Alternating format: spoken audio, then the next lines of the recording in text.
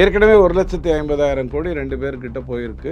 இந்த ஏப்ரலில் வந்ததுன்னா 1,50,000 ஆயிடும். இதெல்லாம் ரொம்ப ஆபத்தான ஒரு விஷயம். அதனால தான் அமித்ஷா இறங்கி அடிக்கிறார். ஸோ வந்திருக்காரு, நேற்று யாரை சந்திக்கணுமோ சந்தித்திருப்பாரு, சிலதை சொல்லியிருப்பாரு, சிலதை சொல்லியிருக்க மாட்டாரு.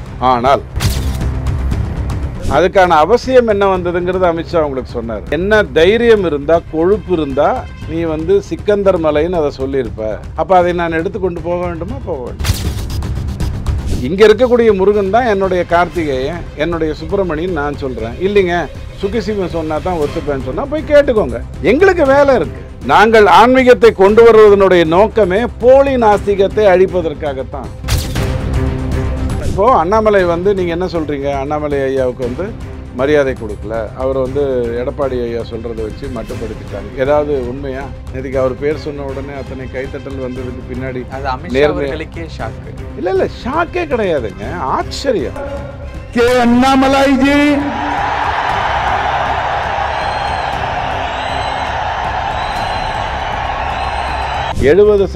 பேர் அறநிலையத்துறையில் இஸ்லாத் சகோதரர்கள், கிறிஸ்துவ சகோதரர்கள் வேலை செய்கிறாங்க. இந்து அறநிலையத்துறையில் ரொம்ப ஆபத்தானது.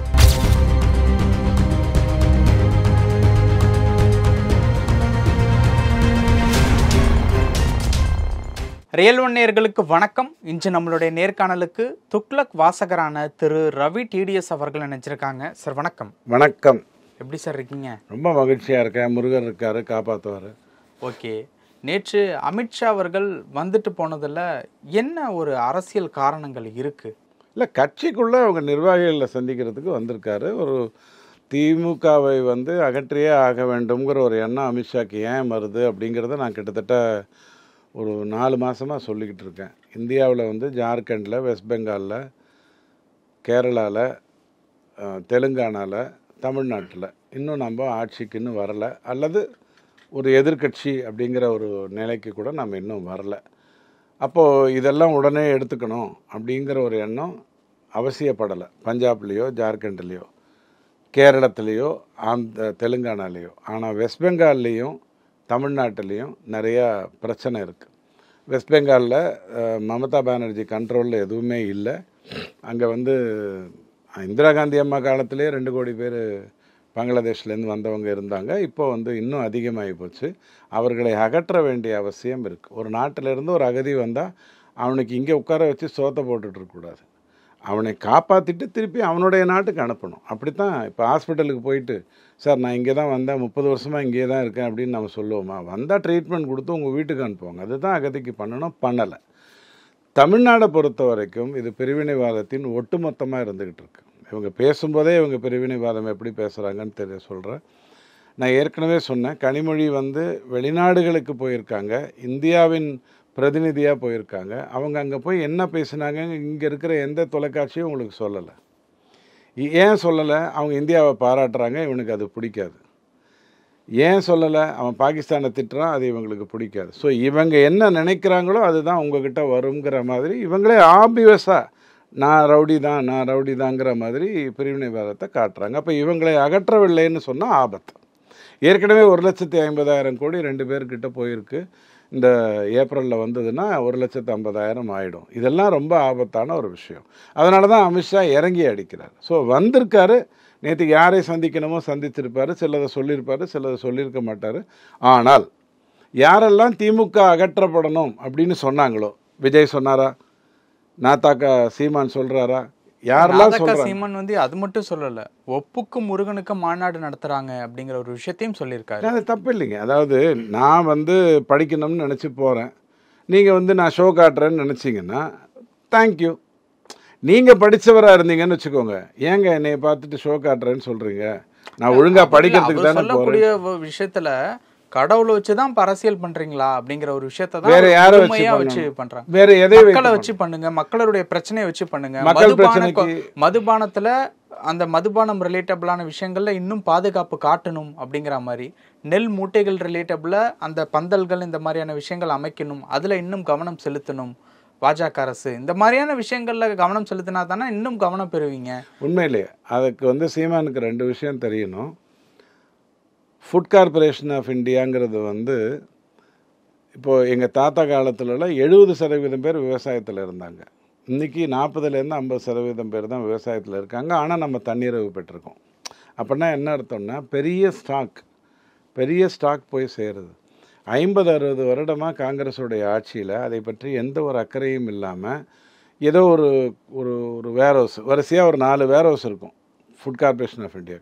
இது போருங்க, இதுக்கு அளவாக கரெக்டாக பிளான் பண்ணிக்கோங்க, இது கூட பண்ணனா என்னங்க அர்த்தம் அப்படின்னா, அது வெளியில் வைக்கிறாங்க, மழை வர்றது எப்படி நஷ்டமாகுதுங்கிறது எல்லாருக்கும் தெரியும். சாதாரணமாக ஒரு மின்சாரம் கொடுக்கும்போதே பில்ஃபரேஜுங்கிற வார்த்தையை நீங்கள் ஏன் பயன்படுத்துகிறீங்க? மின்சாரத்தை நீங்கள் எங்கேருந்தோ கொடுக்குறீங்க, என் வீட்டுக்கு வருது, நடுவில் எதுக்கு அது வந்து திருடு போகுது அல்லது பழுதாகுது அல்லது வேஸ்ட் ஆகுது? இதெல்லாம் ஒரு மேனேஜ்மெண்ட் சிஸ்டம். இதுக்கும் நான் முருகரை கும்பிட்றதுக்கு என்ன சம்பந்தம்? முருகனை நான் கும்பிடாமல் சீமான் படத்தை வச்சா கும்பிட முடியும்? ஏன்னா பாவம் அவர் தான் மக்களுக்காக நிறையா பேசி தொகுதிக்கு 13,000 ஓட்டு வாங்கி வச்சுருக்காரு. அதனால் சீமான் படத்தை வச்சுட்டு நான் பண்ண முடியுமா? அப்படி கிடையாது. ஒரு கட்சின்னா பல விதங்கள் செய்யும், அதில் ஒன்று வந்து இது. ஓகே, இன்னொரு விஷயம் என்ன அப்படின்னு பார்க்கும்போது, அதாவது அதுக்கான அவசியம் என்ன வந்ததுங்கிறது அமித்ஷா உங்களுக்கு சொன்னார். என்ன தைரியம் இருந்தா, கொழுப்பு இருந்தா நீ வந்து சிக்கந்தர் மலைன்னு அதை சொல்லியிருப்ப. அப்போ அதை நான் எடுத்துக்கொண்டு போக வேண்டுமா, போக வேண்டாம்? இன்னொரு விஷயம் வந்து, நிர்வாகிகளுக்கு ஏதாவது அசைன்மெண்ட் ஏதாவது கொடுக்கப்பட்டிருக்கா? முக்கிய அசைன்மெண்ட் யாருக்கு? நிர்வாகிகள், பாஜக நிர்வாகிகளுக்கு தினமுமே இருந்துகிட்டு இருக்கும். இதில் என்ன ஒரு பிரச்சனைனா, இவங்க வந்து திமுக, அதிமுக, மற்ற மமதா அல்லது மாநில கட்சிகள் மாதிரி கொழுத்த பணக்காரர்கள் அரசியலுக்கு வந்து கூட ஒரு 10 பேரை வச்சுக்கிட்டு செய்கிற ஒரு அரசியலுக்குள்ளே இவங்க போகிறது கிடையாது. பிஜேபியை பொறுத்த வரைக்கும் அவனுக்குன்னு ஒரு தொழில் இருக்கும். அந்த தொழிலை செய்து கொண்டு தான் அவன் இந்த வேலையை செய்வான். அதாவது தன் குடும்பம், அதற்கு பிறகு இந்த நாடு, இந்த சமூகம், அப்படி தான் இருப்பான். இருக்கிறதெல்லாம் விட்டுட்டு மாப்பிள்ளைக்கும் மச்சானுக்கும் 30,000 கோடி வருஷத்துக்கு வருது, எல்லாத்தையும் விடு, இதை மட்டுமே பார்த்தா போகிறோம் அப்படின்னு சொல்கிற மாதிரியான விஷயம் இல்லை. அப்போது இலக்குகள் இருக்கத்தான் செய்யுது. அந்தந்த இடத்துல யார் பேசணும். இப்போது அண்ணாமலை வந்து நீங்கள் என்ன சொல்கிறீங்க? அண்ணாமலை ஐயாவுக்கு வந்து மரியாதை கொடுக்கல, அவர் வந்து எடப்பாடி ஐயா சொல்கிறத வச்சு மட்டுப்படுத்திட்டாங்க. ஏதாவது உண்மையா? இல்லை. நேற்றுக்கு அவர் பேர் சொன்ன உடனே அத்தனை கைத்தட்டல் வந்ததுக்கு பின்னாடி ஷாக்கு இல்லை, ஷாக்கே கிடையாதுங்க, ஆச்சரியம். மோடி வந்து பல்லடத்தில் அவ்வளோ பெரிய கூட்டத்தை பார்த்துட்டு அமித்ஷா அண்ணாமலை ஐயாவை கூப்பிட்டு முதுகில் தட்டி பண்ணது ஆச்சரியம். வாஜ்பாய் ஐயா அந்த காலத்தில் மோடி செய்த மிகப்பெரிய சாதனையை பார்த்துட்டு கூப்பிட்டு வச்சு ஒரு கட்சியின் தொண்டன் வந்து இவ்வளோ தூரத்துக்கு இறங்கி செய்கிறாரு அப்படின்ற அடிப்படையில் ஆச்சரியமாக தான் பார்ப்போம். ஷாக்கெல்லாம் ஒன்றும் கிடையாது. ஷாக் எங்கே வரும் அப்படின்னு சொன்னால், 2 நண்பர்கள் வெளிநாட்டுக்கு எஸ்கேப் ஆகிட்டாங்க, இருக்கிற உண்மைகளெல்லாம் சொல்லியிருப்பாங்களோ, யார் கையில் மாட்டியிருப்பாங்களோ அப்படின்னு இருக்கிறவனுக்கு வேணால் ஷாக் வரும். இதெல்லாம் ஆனந்தம், சந்தோஷம்.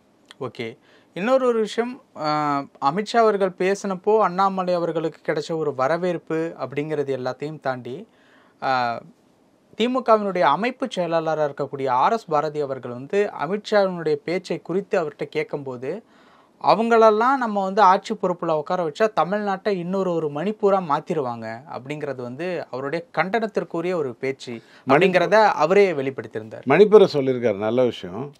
மணிப்பூரில் இருக்கிறது 2 பிரச்சனை. ஒன்று, பூர்வீகத்தில் இருக்கக்கூடிய மெய்த்தி சின்னதாக வந்து போகிற வரவனெல்லாம் சேர்த்துக்கிட்டு மயமாரிலேருந்து தப்பிச்சு வந்தவனெல்லாம் வச்சுக்கிட்டு ஒரு பாப்புலேஷன் காட்டுறது குக்கி. இங்கே எப்படி இந்தியர்கள் இருந்தாங்களோ, இவனுங்க வந்து உள்ளே பூந்து திராவிடம் பேசி கொண்டு வந்தாங்களோ, அந்த மாதிரி மைத்தி, குக்கி. மைத்தி வந்து நிலப்பகுதிகளில் இருந்தாங்க. மணிப்பூரில் 10% தான் நிலப்பகுதி, 90% பேர் அங்கே இருந்தாங்க. 90% நிலப்பகுதிங்கிறது மலைப்பகுதி, அதில் 10% பேர் இருக்காங்க. ஸோ திருடனுங்களெல்லாம் கூப்பிட்டு வந்து, வெளிநாட்டில் இருக்கக்கூடிய அகதிகளெல்லாம் கூப்பிட்டு வந்து, அவங்கள எல்லாரும் மதம் மாற்றி ஒரு போதை வியாபாரத்தை தொடர்ந்து அவங்க செய்து கொண்டிருந்தாங்க. பிஜேபி கடந்த 10 வருஷமாக அடித்து நொறுக்குது. அதனால தான் மணிப்பூரில் கலவரம்ங்கிற பிரச்சனையை நீங்கள் பார்க்குறீங்க. இப்போ அதை வந்து இனக்கலவரம்னு இவங்க மாற்றினாங்க. எப்படி இவங்க ஆரிய திராவிடம்னு ஒரு கதையை விட்டானுங்களோ, மனோன்மணியம் சொல்லலை, ஆரியம் போல் வழக்கொழிந்துன்னு தான் அவர் சொன்னார். ஆனால் இவனுங்க அந்த லைன் அப்படியே சைடில் அமுத்திட்டு ஆரிய திராவிடம்னு ஒரு கதை விட்டாங்களோ, அங்கே மெய்த்தி அப்படி நடக்கலை. இன்றைக்கி அங்கே சண்டை போட்டுட்டு இருக்கிறதெல்லாம் குக்கி தான். ஸோ RS பாரதி ஐயாவுக்கு மணிப்பூர்னா என்னன்னு தெரியணும். தெரிஞ்சிச்சுன்னா அவர் ப்ராபப்ளி அந்த உதாரணத்தை சொல்லியிருக்க மாட்டார். அது கடைசியில் அவங்களுக்கே பூமராங் ஆகக்கூடிய ஒரு விஷயம். இப்போது தமிழ்நாட்டுக்குள்ளே இவங்க வந்துடுவாங்க, வந்தால் இதை மணிப்பூர் ஆக்குவாங்க அப்படின்னு சொன்னால், மணிப்பூர் ஆல்ரெடி இது மணிப்பூராக இருந்துக்கிட்டு இருக்கு. போதை வியாபாரம் இங்கே ரொம்ப தெளிவாக நடந்துகிட்ருக்கு. அந்த போதையை அகற்றுவதற்கு தான் பிஜேபி உள்ள வரும். ஓகே. அதிமுக பாஜக 2026 கூட்டணி ஆட்சி அமைக்கும் அப்படின்ட்டு சொல்லியிருக்காரு.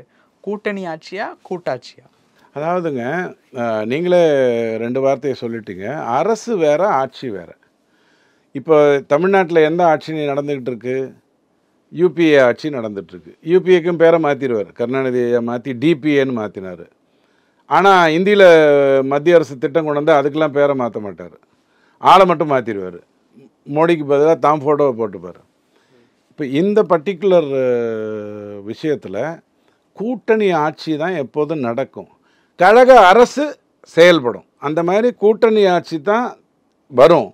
ஆனால் அதிமுகவின் அரசு செயல்படும். அதுதான் எனக்கு தெரிஞ்சு இப்போதைக்கு எல்லாரும் புரிந்து கொண்டிருக்கிற ஒரு விஷயம். ஓகே. அண்ணாமலை அவர்கள் பேசும்போதும் சரி, அமித்ஷா அவர்கள் பேசும்போதும் சரி, திமுகவினுடைய 2 விஷயங்களை ரொம்ப குறிப்பிட்டு பேசியிருக்காங்க. ஊழல் அண்ட் பெண்களுக்கு எதிரான நடக்கக்கூடிய குற்றங்கள் பற்றி. அதுலேயும் குறிப்பாக அமித்ஷா அவர்கள் பேசும்போது ஊழல் விஷயத்தில் திமுக ரொம்ப திளைத்து வாழ்கிறது அப்படிங்கிற மாதிரியான விஷயங்களை பாயிண்ட் அவுட் பண்ணி பேசியிருக்காங்க. அப்போது இந்த வார்த்தைகளை எப்படி எடுத்துக்கிறது? இன்னும் திமுகவினுடைய ஊழல் ரிலேட்டபிளான கேசஸ் வரும் நாட்களில் வெளிச்சத்துக்கு கொண்டு வருவோம் அப்படிங்கிற மாதிரி புரிஞ்சுக்கிறதா, இன்னும் பல பேர் சிக்க போகிறாங்க அப்படிங்கிறத புரிஞ்சுக்கிறதா? 2 பேர்கிட்ட 30,000 கோடி வருஷத்துக்கு போகுதுன்னு யார் சொன்னா? பிடிஆர் அவர்கள் சொன்னார். அவங்க ஆளு தானே சொன்னாங்க, நம்ம ஆள் ஒன்றும் சொல்லையே. 2 பேர்கிட்ட 30,000 கோடி போச்சுன்னா அந்த பணம் எப்படியெல்லாம் வேலை செய்யுங்கிறது உங்களுக்கு யோசிச்சு பாருங்கள். இப்போ உங்ககிட்ட திடீர்னு ஒரு 10,000 ரூபாயை கொடுத்தா உங்கள் நேரம் நல்லா இல்லைன்னா நீங்கள் போய் தக் லைஃப் படத்தை பார்க்குறதுக்கான வாய்ப்புகள் இருக்குது இல்லையா? வேறு ஏதோ ஒரு இடத்துல அது போதையோ சாராயமோ ஏதோ ஒரு விதத்தில் போகிறதுக்கு வாய்ப்பு இருக்குது. அல்லது நேர்மையாக கோவிலோ அல்லது வீடோ அல்லது அம்மாவுக்கு நான் இதை வாங்கணும், அப்பாவுக்கு இதை வாங்கணும். திடீர்னு 10 கோடி ரூபாய் உங்கள் கையில் கிடச்சிச்சின்னா அவனை விலைக்கு வாங்கு, இவனை கூப்பிடு, நான் ஒரு பெரிய ஆஃபீஸ் நடத்துகிறேன், ஏய் ஒரு சுமோ நிற்கணும்.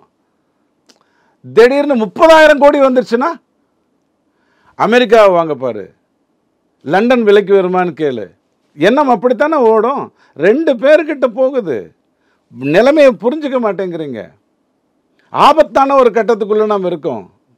திருடன் கையில் சாவி இருந்தால் தப்பு கிடையாது. திருடன் கையில் வங்கி இருக்கு. எதை வேண்டுமானாலும் அவன் வாங்கலாம், எதை வேண்டுமானாலும் அவன் செய்யலாம். அப்போ இவங்களை அகற்றவில்லை அப்படின்னு சொன்னால் பெரிய பிரச்சனை ஆகிடும். ஓகே. அமித்ஷா அவர்கள் பேசும்போது அதிமுக பாஜக கூட்டணி ரிலேட்டபிளான விஷயங்கள் மட்டுமல்ல, பாஜகவில் தமிழகத்தில் தலைமை மாற்றம் நிகழ்ந்ததற்கு பிறகும் கட்சிக்குள்ள சில பிரச்சனைகள் நிலவிக்கிட்டு இருக்கிறதா பேசியிருக்காரு. எங்கே பேசியிருக்காரு? நேற்று பேசும்போது. அதாவது திமுக முடிந்த அளவுக்கு எல்லா இடத்துலையும் போய் ஏதாவது ஒரு குழப்பத்தை பண்ணுறதுக்கான முயற்சிகளை செஞ்சுக்கிட்டே இருக்கும். இப்போ நீங்கள் நல்லா வந்துக்கிட்டு இருக்கீங்கன்னா உங்களுக்கு யாராவது உதவி பண்ணிகிட்டு இருக்காங்கன்னா அவங்கள நான் லைட்டாக அமுத்திட்டு போயிட்டு அவனுக்கு காப்பியோ அல்லது அவனுக்கு என்ன வேணுமோ அதை வாங்கி கொடுத்துட்டு முடிஞ்ச அளவுக்கு உங்களுக்கு இடைஞ்சல் கொடுக்கறதுக்கான ஏற்பாடு பண்ணிட்டா நீங்கள் வேறு வழி இல்லாமல் எங்கிட்ட வருவீங்க. இப்போ ஹிந்து பத்திரிகை ஒரு காலத்தில் பெரிய ஸ்ட்ரைக் நடந்தது, கருணாநிதி ஐயாட்ட தான் போனாங்க. குமுதம் பத்திரிகையில் பெரிய ஸ்ட்ரைக் நடந்தது, கருணாநிதி ஐயாட்ட தான் போனாங்க. இந்த ஸ்ட்ரைக் தன்னிச்சையாக நடந்ததா இல்லை இங்கே சுவிட்ச் போட்டால் அங்கே பல்ப் எறியணுங்கிறதுக்காக நடந்ததா அப்படிங்கிறதெல்லாம் படித்தவர்களுக்கும் யோசிக்கிறவங்களுக்கும் தான் தெரியும். அப்போது நயனார் நாகேந்திரனுக்கும் அண்ணாமலைக்கும் ஆகலை. அண்ணாமலை இல்லாமல் அண்ணாமலை வார் ரூம் வச்சு எல்லாரையும் ஒரு வழி பண்ணுறாரு. எல்லாமே வார் ரூம் தான் அப்படிங்கிற மாதிரி. இது ஐயா, நான் அரசியல் பண்ணுறேன், நீங்களும் அரசியல் பண்ணுறீங்க, நானும் நீங்களும் சேர்ந்து பிஜேபிக்கு உழைக்கிறோம். உங்களுக்கு ஒரு வழி இருக்குது, உங்களுக்குன்னு ஒரு பதவி இருக்குது. அதிமுகவிலிருந்து வந்திருக்கிறதுனால நயனார் நாகேந்திரன் ஐயாவுக்கு களம் தெரியும். அண்ணாமலைங்கிறவர் ஒரு ஐபிஎஸ், அவருக்கு எப்படி டேட்டாவை கையில் வச்சுக்கிட்டு ஏய் 4:55க்கு நீ கூப்பிட்டியா இல்லையா, எதுக்கு கூப்பிட்டேன்னு சொல்லு அப்படின்னு கேட்க தெரியும். ஸோ இது ரெண்டும் வேற வேற அரசியல்.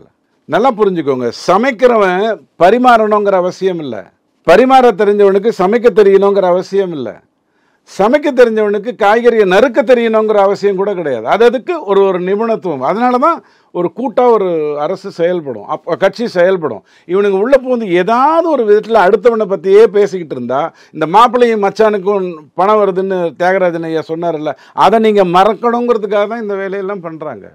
குழந்தைகிட்ட எதுக்குங்க நீங்கள் கொண்டு போய் கிளுகிழப்பை காட்டிகிட்டு இருக்கீங்க? அதை பார்த்துட்டு நோபல் பரிசு வாங்க போகுதுங்கிறதுக்காகவா? இல்லை, திசை திருப்புறதுக்காக தான். வேற என்ன? பிரச்சனைகள் இருக்கத்தான் செய்யும். யாருக்கு இருக்கும்? இருப்பது இயல்புன்னு சொல்ல வரீங்க. யாருக்கு இருக்கும் அப்படிங்கிறது. நான் தப்பு பண்ணணும்னு நினைக்கிறேன், என்னை தப்பு பண்ண விட மாட்டேங்கிறாங்க. அப்போ நான் வேறு விதமாக கத்துவேன். நான் நல்லது பண்ணணும்னு நினைக்கிறேன், என்னை நல்லது பண்ண விட மாட்டேங்கிறாங்க, அப்போ நான் வேறு விதமாக அழுவேன். நிறைய வித்தியாசம் இருக்குது, எந்த கட்சியிலையும் இருக்கும். ஆனால் ஒருவருக்கு ஒருவர் பரஸ்பர மரியாதை இருக்கா? கண்டிப்பாக இருக்குது. ஸோ இவங்க கரெக்டான ஒரு ரூட்டில் போகிறாங்க, நல்லது தான் நடக்கும். இவங்கெல்லாம் நினைக்கிற மாதிரி உள்ளுக்குள்ளே குழப்பம் வந்துடும், அதன் மூலமாக பிரிச்சிடலாம். வைகோவை எப்படி அடிமைப்படுத்தினோமோ, மற்றவங்களை எப்படி அடிமைப்படுத்தினோமோ, அப்படி பிரேமலதா மேடம் வந்து எப்படி அடிமைப்படுத்த நினைக்கிறோமோ, அடிமைப்படுத்த நினைக்கிறதுனால தானே ராஜ்யசபா சீட்டு தானே அவங்க கேட்டுட்டு இருந்தாங்க. ராஜ்யசபா சீட்டு 2026 கொடுக்குறேன்னு சொல்லியாச்சு. இல்லை, இப்போ ஒரு வருஷத்துக்கு முன்னாடி போயிட்டு ராஜராஜ சோழன் கோவிலை வந்து பெயிண்ட் அடிக்க போகிறாரா? தேமுதிகலேருந்து ஒருத்தர் ராஜ்யசபாவுக்கு போயிட்டு இப்போ என்ன பண்ண போகிறாரு?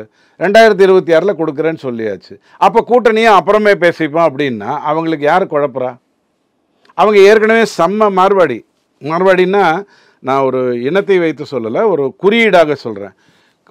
அசல் வட்டி வாங்க நல்லா தெரிந்தவங்க, ஏற்கனவே தேமுதிகவை நாசப்படுத்துகிற வேலையை தெளிவாக செய்து கொண்டிருக்கிறவங்க, விஜயகாந்த் ஐயாவுடைய வீழ்ச்சிக்கு மிகப்பெரிய காரணமாக இருந்தவங்க. மனைவியாக இல்லை, நான் சொல்கிறது குடும்ப கட்சியின் தலைவியாக, அப்படித்தான் நான் சொல்கிறேன். ஸோ இந்த மாதிரி ஒரு இருக்கிறவங்கள கொஞ்சம் உசுப்பேத்தி விட்டுட்டு பண்ணுறது, இதெல்லாம் திமுக செய்யக்கூடிய சாதாரண வேலை. தேமுதிக இப்போ யாரோட கூட்டணியில் இருக்காங்க அப்படிங்கிறதும் நமக்கு தெரியும். எனக்கு தெரியாது. ஓகே, எனக்கு தெரியாது. திமுக கூட்டணியில் இருக்கிறாங்க அப்படிங்கிறது தான் இப்போ அது ஓட்டு எண்ணுவாங்கல்ல. இப்போ தேமுதிக யாருக்கிட்டையோ கூட்டணியில் போயிடுவாங்க, தேர்தல் நிற்பாங்க, தனியாக நின்று என்ன பண்ண போகிறாங்க? தேர்தல் நிற்பாங்க, ஜெயிப்பாங்க, நல்ல இடத்துல கூட்டணியிலே தொடர்ந்தா நல்ல இடத்துல ஜெயிப்பாங்க. தேவையில்லாம ஒரு 400 சீட்டு கேட்பாங்க. முதல்ல அவங்க சொல்லுவாங்க, இல்லைங்க தமிழ்நாட்டில் மொத்தமே 234 தான் இருக்குது, 400லாம் கொடுக்க முடியாது அப்படின்னு எடுத்து சொல்லுவாங்க. அப்புறம் ஓகே அப்படின்னா 40 கொடு, ஒரு சைபரை தானே குறைச்ச அப்படின்னு கேட்பாங்க. இல்லைங்க அவ்வளோக்கு உங்ககிட்ட வேலை இல்லை, ஒரு 20 வச்சுக்கோ. இப்படி எல்லாம் நடந்து கிடந்து தேர்தலில் நின்று ஜெயிச்சு எம்எல்ஏ ஆகி போய் சட்டசபையில் உட்கார்ந்தா கூட அங்கேருந்து ஜம்ப் பண்ணி அந்த பக்கம் போக மாட்டாங்கன்னு உங்களால் உறுதியாக சொல்ல முடியாது. ஸோ தேமுதிக பக்கத்தில் இருந்தால் நல்லதுன்னு நினச்சிக்கோங்க. ஓகே, முருகன் மாநாடு எப்படி சார், என்ன பிளானு? முருகர் மாநாடுங்கிறது முருகரை போற்ற வேண்டும். ஏன் போற்ற வேண்டும்? நீங்கள் சிக்கந்தர் மலைன்னு சொல்கிற அளவுக்கு உங்களுக்கு தைரியம் வந்திருக்கு.